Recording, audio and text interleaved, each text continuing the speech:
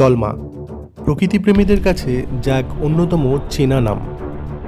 প্রতিবেশী রাজ্য ঝাড়খণ্ডের অন্যতম শহর জামশেদপুরের থেকে মাত্র 10 কিলোমিটার দূরত্বে অবস্থিত 195 বর্গ কিলোমিটার বিস্তৃত এই ওয়াইল্ড লাইফ স্যাংচুয়ারি, যা মেনলি এলিফ্যান্ট রিজার্ভেশনের জন্যই বিখ্যাত। তাই আজকের ভিডিওয়ে আমরা এক্সপ্লোর করব সেই দলমা ফরেস্ট এবং তার সাথে সাথে দলমা পাহাড়, যার উচ্চতা প্রায় 3000 ফিট, এবং দোমোহনি ও ডিমনা লেক। তাই ভিডিওটা একেবারে স্কিপ না করে শেষ পর্যন্ত দেখো, আশা করি ভালো লাগবে।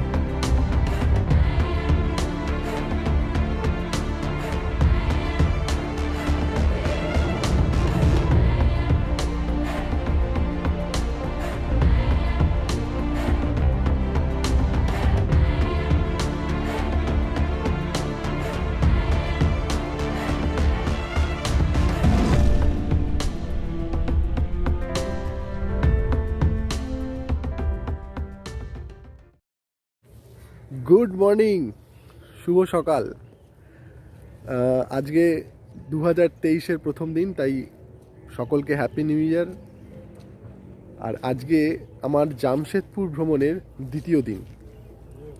তো তোমাদের সকলকে আমি সৌপর্ণ নতুন একটা ভ্লগেতে স্বাগত জানাচ্ছি। আজকে প্রথমেই যে জায়গাটায় চলে এসেছি সেই জায়গাটার নাম হলো দোমোহনি। এখানে অ্যাকচুয়ালি দুটো নদী একসঙ্গে মিলছে, একটা হলো খড়কাই আর একটা হলো সুবর্ণরেখা। এই দিক থেকে যে নদীটা আসছে সেটা হচ্ছে খড়কাই, আর এই পাশ থেকে যে নদীটা আসছে সেটা হলো সুবর্ণরেখা। আর ওই যে জায়গাটা রয়েছে ওইখানে দুটো নদী মিশছে। তো চলো সামনে থেকে দেখি।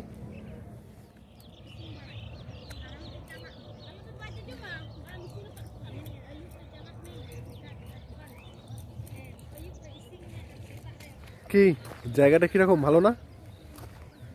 এই জায়গায় সানরাইজ দেখতে কিন্তু খুব ভালো লাগবে। আর এখান থেকে ছোট ছোট নৌকা চলে, ওই পারটায় যায়, ওই নৌকা বিহার করতেও কিন্তু বেশ ভালো লাগবে।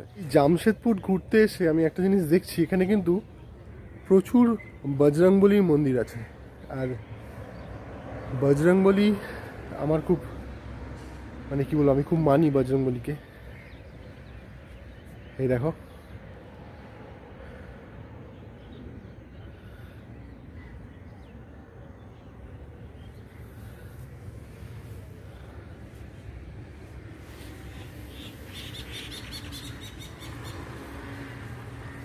প্রচণ্ড শক্তি দেয় বজরংবলী। এই যে রাস্তাটা আমার সামনে দিয়ে চলে গেছে, এই রাস্তাটা হলো অ্যাকচুয়ালি জামশেদপুর মেরিন ড্রাইভ। আর এর ঠিক পাশেই আর কি ইয়ে অ্যাটমসফিয়ার বলে যে রেস্টুরেন্টটা রয়েছে, তার ঠিক সামনেই হচ্ছে কিন্তু দোমোহনা। এই সামনে থেকে কিন্তু একটা দারুণ ভিউ পাওয়া যাচ্ছে।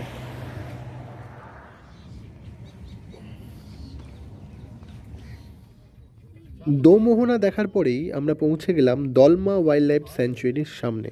তবে ঘুম ছাড়ানোর জন্য এক কাপ চায়ের প্রয়োজন।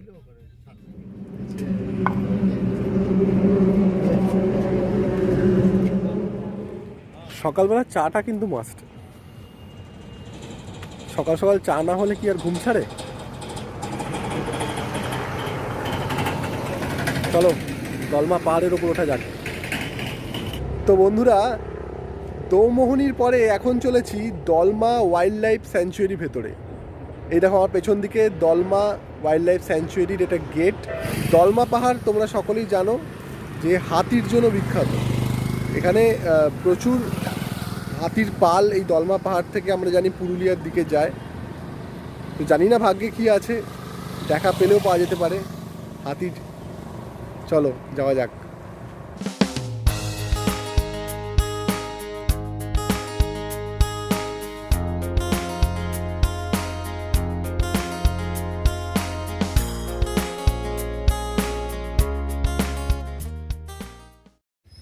আচ্ছা, এখন আমরা এই রাস্তাটা দিয়ে ভেতর দিকে ঢুকবো আর কি জঙ্গলের।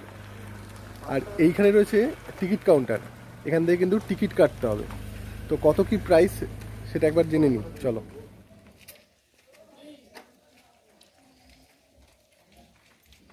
আচ্ছা, এখানে পার হেড খরচ হচ্ছে 2 টাকা করে, আর গাড়ির জন্য হচ্ছে 80 টাকা। তবে কেউ যদি এখানে ডিএসএলআর বা অন্য কোনো ভিডিওগ্রাফির ক্যামেরা নিয়ে যদি এখানে ভেতরে ভিডিও করতে চায় বা ফিচার্ড ফিল্ম কিছু বানাতে যায়, তার জন্য কিন্তু ক্যামেরার জন্য আলাদা চার্জ লাগবে। সেটা সম্ভবত রয়েছে 300 টাকা করে। তো চলো, টিকিট কাটা হয়ে গেছে, এবার যাওয়া যাক ওপরের দিকে।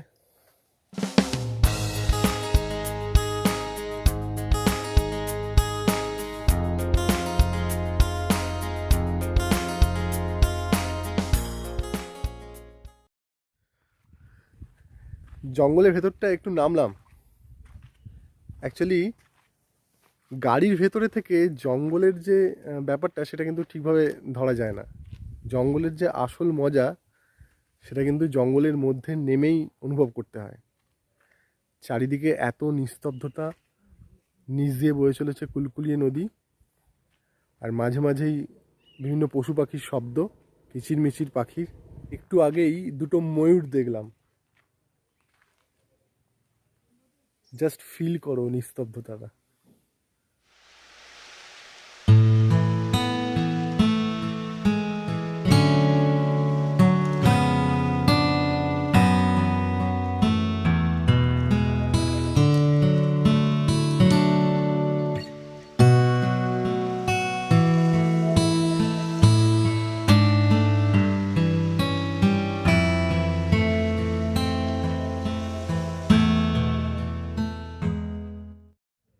গাইজ, আমি এখন চলে এসেছি একেবারে দলমা টপে আর কি, দলমা পাহাড়ের একদম উপরে। এখান থেকে একটা সুন্দর ভিউ দেখা যায়, বাট এখন পুরো কুয়াশায় ভর্তি, কিছুই দেখা যাচ্ছে না, চারিদিকটা ঘন কুয়াশা। ওয়েদারটা কিন্তু দারুণ, হালকা ঠান্ডা ঠান্ডা রয়েছে। কুয়াশাটা চারিদিকের ভিউটাকে আটকাচ্ছে ঠিকই, বাট কুয়াশাটাও কিন্তু একটা দারুণ মিস্টিক একটা ওয়েদার তৈরি করছে, যেটা কিন্তু দারুণ লাগছে। চলো দেখতে থাকো। দেখো, এখানে দুধারে কিন্তু বেশ কিছু দোকানপাট রয়েছে, চাইলে চাটা খেতে পারো।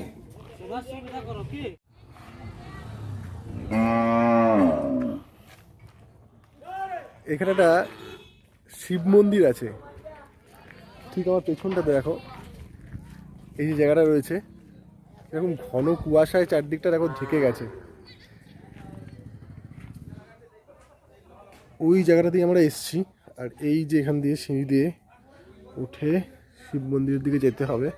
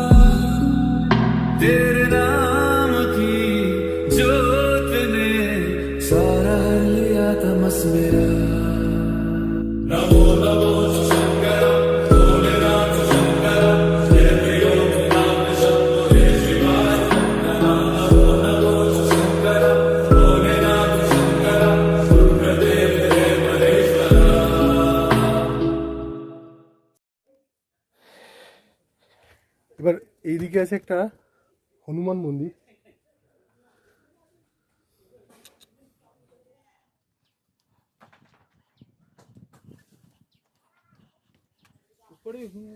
এই স্ট্রেট সিঁড়ি দিয়ে উপরে উঠতে হবে, উপরে আছে একটা হনুমান মন্দির। ওই নিচ থেকে আমরা উঠে এসেছি ওপর দিকে আস্তে আস্তে। এখানে অনেকগুলো সিঁড়ি রয়েছে, সিঁড়িগুলো কিন্তু বেশ খাড়াই। অলমোস্ট উঠে গেছি ওপরে। আমরা ওই পাশটা দিয়ে এলাম আর কি, ওই দিকটা, ওই যে পেছনের যে দিকটা, ওই দিকটা দিয়ে আমরা এসেছি। বাট এদিকেও কিন্তু একটা মোটরেবল রুট আছে, যেদিকে তোমরা গাড়ি নিয়ে যেদিক দিয়ে আসতে পারবে, বাইক বা 4 চাকাও চলে আসছে। আমরা হেঁটে উঠেছি, প্রচণ্ড খাড়াই, নিঃশ্বাসের প্রবলেম হচ্ছে।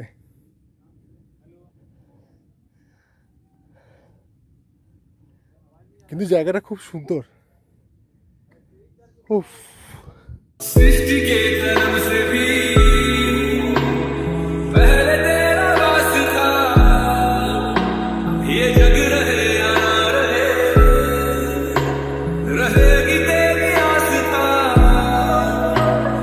क्या समय क्या प्रलय, दोनों में तेरी महानता, महानता, महानता।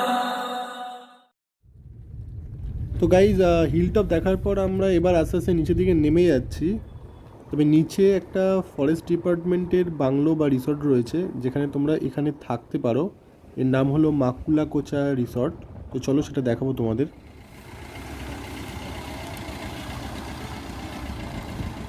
এই যে আমার পেছনে যে গেস্ট হাউসটা রয়েছে, এটাই কিন্তু ওয়েস্ট বেঙ্গল ফরেস্ট ডিপার্টমেন্টের বাংলো।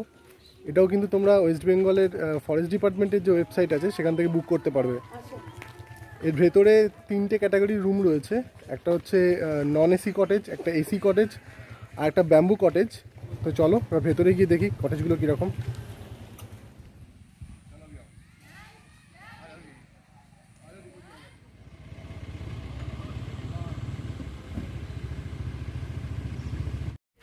এই কটেজগুলোই তোমরা থাকতে পারো এসে। এই কটেজগুলোর ভাড়া 1100 টাকা করে, আর ওদিকে 600 টাকারও রুম আছে। আর এদিকে একটা বাম্বু কটেজ আছে, যেটার ভাড়া হচ্ছে 2000 টাকা। দেখাচ্ছি চলো। এসি রয়েছে, একটা ফ্যান রয়েছে, এখানে টিভি আছে, বেডটা বেশ বড়, আর এখানে দুটো জানলা রয়েছে। এখানে একটা সুন্দর কাভার্ড, এখানে একটা সোফা রয়েছে, এখানে একটা টি টেবিল, এখানে একটা বড় সোফা, ওখানে একটা ড্রেসিং টেবিল, বাথরুমে একটা আয়না, বেসিন, তারপরে গিজার রয়েছে, প্লাস ওয়েস্টার্ন কোমোড রয়েছে। আর এদিকটা একটা সুন্দর ব্যালকনি রয়েছে ছোট। হচ্ছে এখানকার ডাইনিং হল।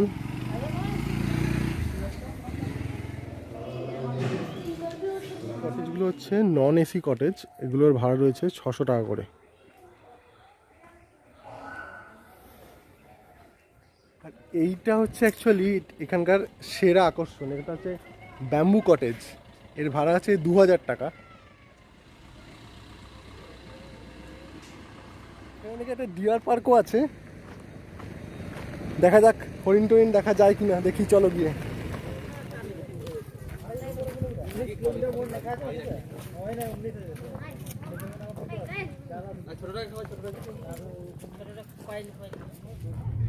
দলমা দেখার পর আমরা এখন চলেছি ডিমনা লেক দেখতে। তো আমরা এখন রয়েছি ন্যাশনাল হাইওয়ে 33-র ওপর। এই যে বোর্ডটা রয়েছে, ওই সামনেটা থেকে আই গেস বাদিকে ঢুকতে হবে।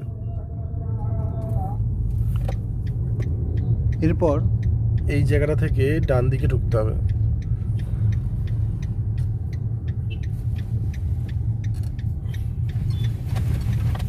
এই বাঁদিকে হচ্ছে ডিমনা লেক।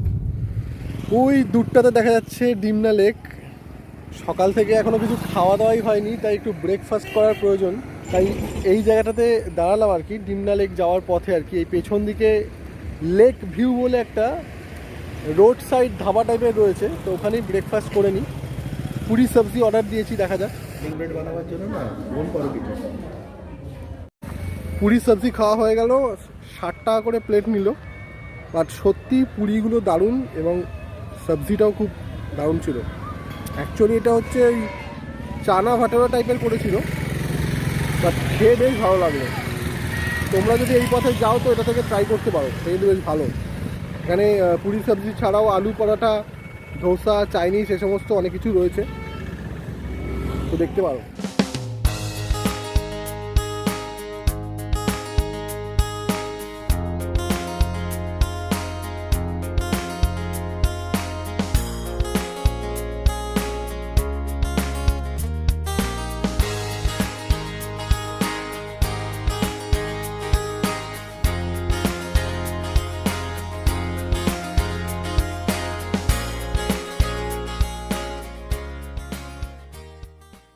তো বন্ধুরা, এটা হচ্ছে অ্যাকচুয়ালি ডিমনা ড্যাম।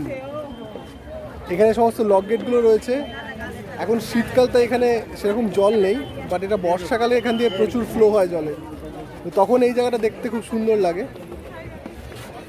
আর এই পেছন দিকটা দেখো, পুরো মেলা হয়ে গেছে আর কি। পুরো এদিকটায় সমস্ত পিকনিক স্পট রয়েছে, পিকনিকগুলো চলছে, বাইকের পার্কিং এরিয়া রয়েছে এই জায়গাগুলোতে।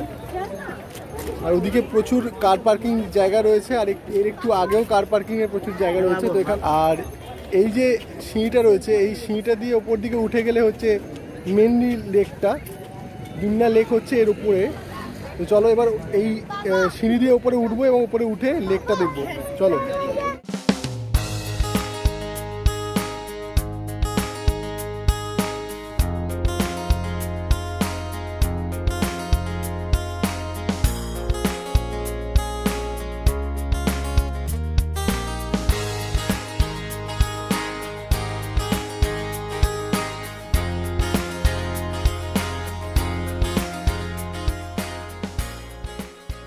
এই যে আমার পেছন দিকে দেখো ডিমনা লেক, কি বিশাল লেকটা, বিশাল বড় লেক।